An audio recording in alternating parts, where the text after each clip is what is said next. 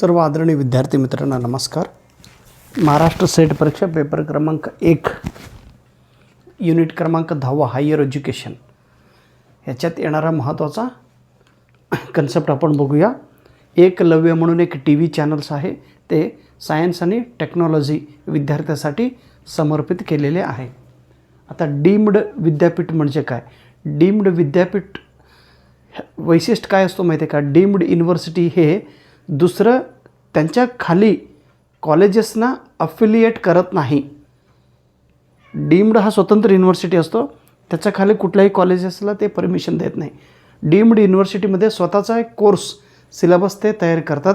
Deemed युनिव्हर्सिटीमध्ये admission घेणं आणि ॲडमिशनसाठी किती फी ठेवायचं हे ते स्वतः ठरवतात आणि ते स्वतःचा एक डिग्री अवॉर्ड करतात त्यांच्या स्वतःच्या नावाने. उदाहरणार्थ आहे तिलक महाराष्ट्र विद्यापीठ कबिश. सुप्रीम कोर्ट 1991ला एक वर्डिक्ट केलं होतं. त्या वर्डिक्टप्रमाणे काय आहे तर प्रत्येक हायर इन्स्टिट्यूशन्समध्ये एन्व्हायरमेंटल सायन्स कंपल्सरी शिकवायला पाहिजे असे सांगितलेलं आहे. एक मिनटं, मांजरताई आली हो, थोडं दूध घेऊ आपण. एकच मिनिट.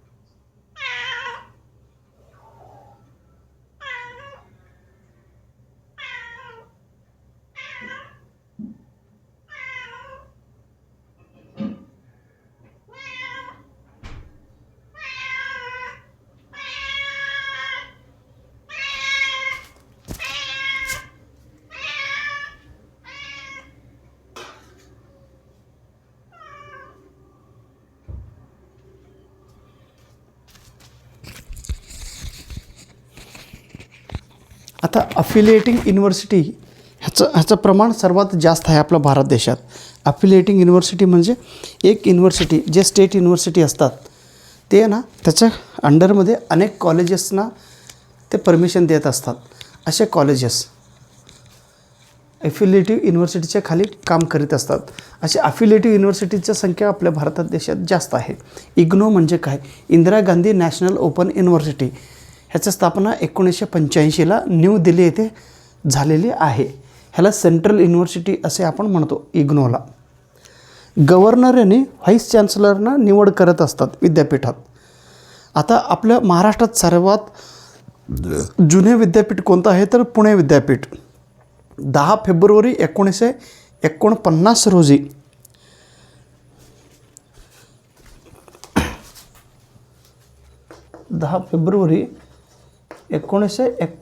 रोजी पुणे विद्यापीठाचं स्थापन झालेले आहे. केंद्रीय विद्यालय त्याला सेंट्रल स्कूल म्हणतात. केंद्रीय विद्यालयाची स्थापना 1962 रोजी झालेली आहे. हरियाणा पटियालामध्ये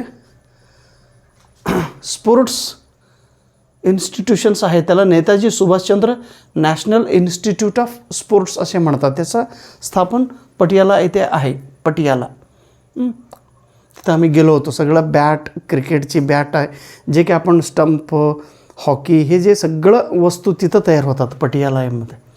एज्युकेशन हे आधी स्टेट गव्हर्नमेंट अंडरमध्ये होते, नंतर सेंट्रल गव्हर्नमेंटमध्ये. आता ते सगळं बंद करून को करंट लिस्टमध्ये ह्याचं नाव आलेले आहे. एज्युकेशन हे अकॉर्डिंग टू कॉन्स्टिट्यूशन्स करंट लिस्टमध्ये आहे, को करंट लिस्टमध्ये. आता हायर एज्युकेशनचं फंक्शन काय आहे? उच्च शिक्षणाचं फंक्शन पहिलं आहे विद्यार्थ्यांना डिफरंट थिंकिंग करण्याची कॅपॅसिटी डेव्हलपमेंट करायचं आहे. प्रत्येक विद्यार्थी डिफरंट थिंक केला पाहिजे. Think in different way. To be independent. प्रत्येक विद्यार्थी हा स्वतंत्रपणे असतो, कोणाच्या अंडरमध्ये प्रेशर न घेता काम करत असला पाहिजे. आणि टू बी क्रिएटिव्ह. प्रत्येक विद्यार्थी हा क्रिएटिव्ह असणं गरजेचं आहे. हे 3 प्रमुख.